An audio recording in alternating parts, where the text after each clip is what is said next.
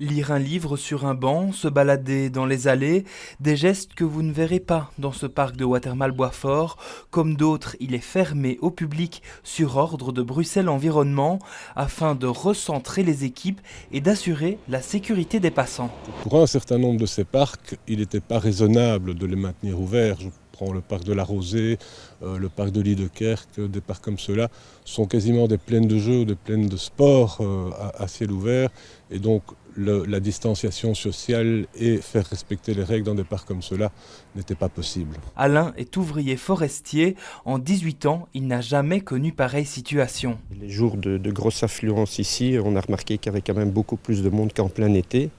Et on est dans une période de confinement et que les gens ne respectent pas très bien les conditions. Donc je pense que la meilleure solution était de fermer le parc.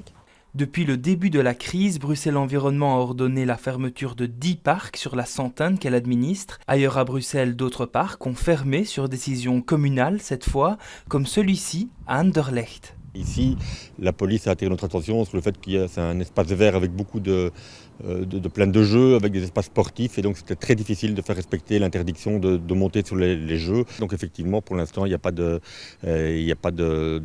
passants qui se promènent dans le parc, vu que la police a fait installer des rues-balises, et on a aussi fermé les portes qui sont de l'autre côté. Et globalement, la population s'adapte avec le sourire à cette fermeture. C'est un peu dommage qu'on puisse même plus y passer pour marcher, mais voilà, c'est les mesures à prendre pour que les gens arrêtent d'y aller, quoi. Quand je sortais mon chien et que je voyais tous les enfants qui jouaient, les parents qui étaient à côté, les enfants qui touchaient les jeux, et surtout beaucoup de parents, mais qui discutaient l'un à côté de l'autre, qui s'asseyaient, je pense que c'est difficile, mais c'est quand même, me semble-t-il, mieux vu les circonstances. Une amende de 250 € est appliquée en cas de non-respect de la fermeture des parcs.